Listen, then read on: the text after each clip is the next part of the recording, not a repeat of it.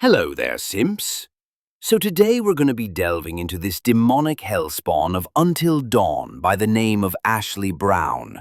We're going to be covering every detail about her menace behavior within all iterations of Until Dawn to decide whether or not she should make it in the Blackwood Bridewell, which is the lowest level of our scale and means there's still hope for her, or she'll make it to the Sanatorium Slammer, which is the medium level, and she'll be locked up for a long time and receive serious mental help.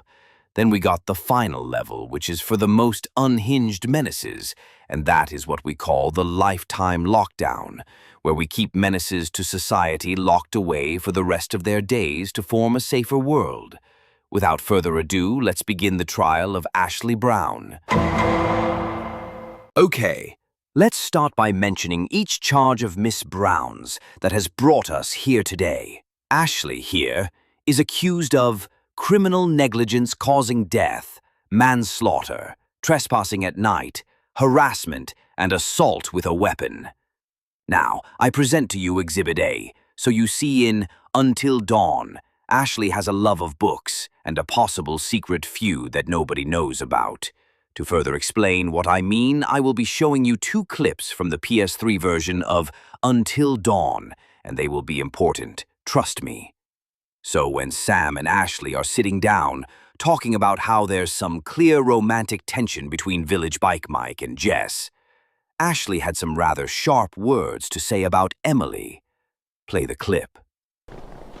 Hey, did you get the sense that Jess and Mike are gonna have a political summit on this trip? Yeah, they seem pretty locked and loaded. Do you think Emma's gonna say something about all this? Knowing Em, she's gonna say plenty.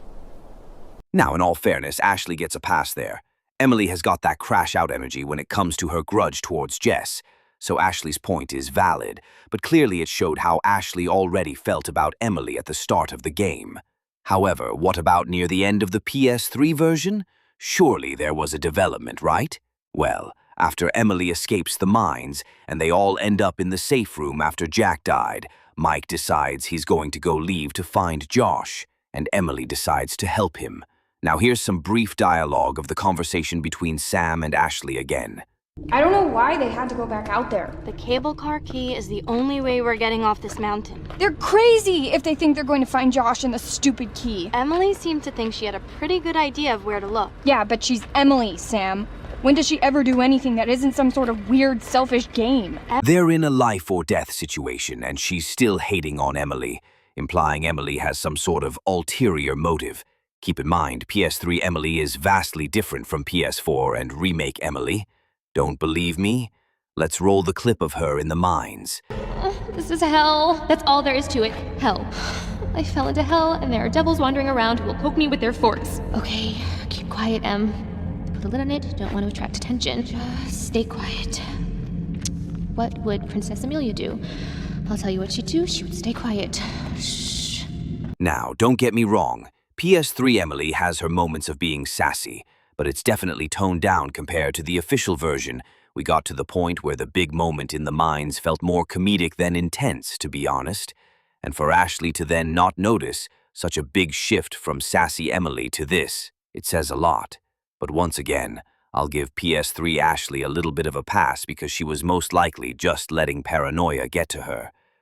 Speaking of paranoia, Ashley has a canonical fear of the dark, and this is important because when the sun go down, I'm a fiend. When the sun go down, I'm a monster. And trust me, those song lyrics ain't lying. When the sun goes down, you're gonna see some real monster activity. In fact, get ready to put some demon horns on her, because now we're moving on to Exhibit B.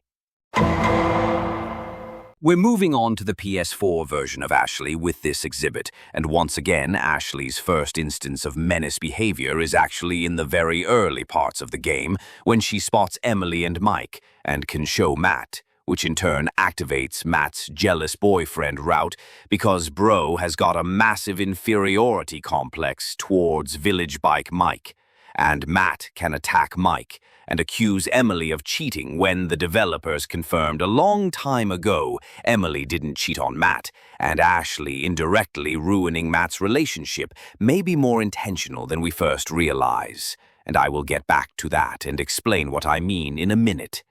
Also, in Chapter 3 with the seance, you have Chris, who called Ashley a recent convert. Now, convert by definition means a person who has been persuaded to change their religious faith or other beliefs.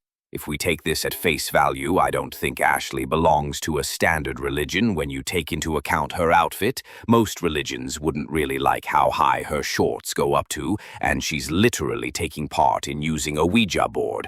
Most religious people wouldn't be doing that, so it's safe to say if we take this as a droplet of Ashley lore, she most likely was converted into some group that partakes in occult activities, which would make sense as to why she had no issue being involved in a seance with a Ouija board. Once again, put those demon horns on her. Next up, we gotta talk about how in Chapter 6, the player can make Ashley be remorseful over the prank on Hannah that caused Hannah to get the Lion King treatment. But in the PS4 original, Ashley's honesty goes down because it's an out-of-character choice for her to be remorseful and not how she honestly feels about the prank. In fact, her real opinion is that it's Hannah's fault. Chris will even point out she looked like she was having fun with the prank from the footage. And if you remember with the seance, well, Ashley can also end up saying it was just a prank to what she assumed was her dead friends. It shows a clear avoidance of responsibility and just comes off as legitimate menace behavior. And from what we know, Hannah and Ashley didn't really have much of a relationship, as the characters who can be seen in the most pictures with Hannah are Josh, Beth, and Emily. Even in the remake, Ashley and Hannah were in a picture together. Ashley was just standing there awkwardly like she didn't belong, but lack of closeness doesn't take away from the lack of morals she's showing there. It also seems quite interesting that Ashley's favorite quote is "Someone has to die in order that the rest of us should value life more," from Virginia Woolf, and that quote definitely seems pretty convenient to be a favorite of Ashley's. Coincidence? I think not, and I'll show you why in Exhibit C.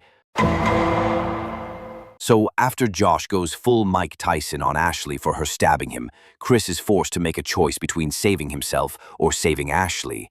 It's then revealed, like a minute later, that it was just a prank, and that Chris and Ashley were never in any actual real danger. He just made them believe they were. However, in Chapter 8, Ashley shows that she took this personally because she purposely leaves Chris to get hit with a fatality from Hannah, Mortal Kombat style. And you even earn a trophy called Fatal Grudge. And what's wild about her holding a grudge over this is that if Chris tries to save Ashley, she'll happen to tell Chris to save himself instead and not commit Sudoku. But it's just a trick, and once again she's lying. In fact, if he takes her for her word, she'll still let Chris die, despite the fact that Josh revealed shortly after neither were actually in any real danger. But she didn't care, and betrays Chris when there's actual danger. Anyways, once Ashley heads back to the safe room, she acts like Chris dying was out of her control, and then a few minutes later she once again snipes a chance to try and ruin Emily's life, but this time for good, as she calls out the bite on Emily's shoulder, and Mike decides to give in to the fear-mongering, telling Emily to go leave. And ultimately things escalate when Mike threatens to go all pew-pew on Emily. Some of you will probably use the argument that Ashley and the others didn't know how the bites worked, but Jack Fiddler quite literally said it was from cannibalism. Should any man or woman resort to cannibalism in these woods, the spirit of the Wendigo shall be unleashed. And Ashley herself even says by her own words, he said it was from eating each other. He said it was from eating each other. Remember, he said that. Is that how it works? Yes, it happens. If it bit you, you're gonna turn into one. Which is completely different from saying Wendigo bite equals humans turns into Wendigo. So now this begs the question, why didn't anyone follow Jack's advice? For Mike, I don't think he was paying attention at all, so he was just trusting Ashley's judgment, combined with his fear of isolation, aiding him to have no problem resorting to helping Emily meet Dog backwards, if it means he's not the only one left alive. Chris was kind of mentally still in shock after what happened to Jack, and he has a canonical fear of failure, so it makes sense he doesn't want to take the risk, even if he's not fully mentally aware, to be casting votes in a situation like this. And as for Ashley, well, her fear of the dark makes her an ultra crash-out, And if you remember how I mentioned Ashley ruining Matt's relationship might be more intentional than first realized, well, we are now returning to that point as promised because someone had posted about how in the remake to Until Dawn, in Chapter 3 they saw that Ashley's relationship with Emily was basically reduced to zero for no reason, implying that Ashley hates Emily just because she feels like it. This could be attributed as nothing more than a glitch because we know at Chapter 3 Emily has never done anything bad to Ashley, let alone talk to her. In fact, they don't interact until Chapter 4, where Josh pulls a magic trick with a saw, and Emily says this. What? Oh my god, Chris, what? I killed him! I killed him! It was my fault, man! No, this is insane. We need to go get some help. Come right in half! We're gonna figure this out. Matt, we need to go get help now. Chris, she's right. Who knows who'll be next, right? We just gotta go. Yeah, it's the only sane thing to do. We'll go get help. No, you just want to save yourself. No, I just don't want to make hasty decisions that get everyone killed. You can get everyone else together and I'll go get help.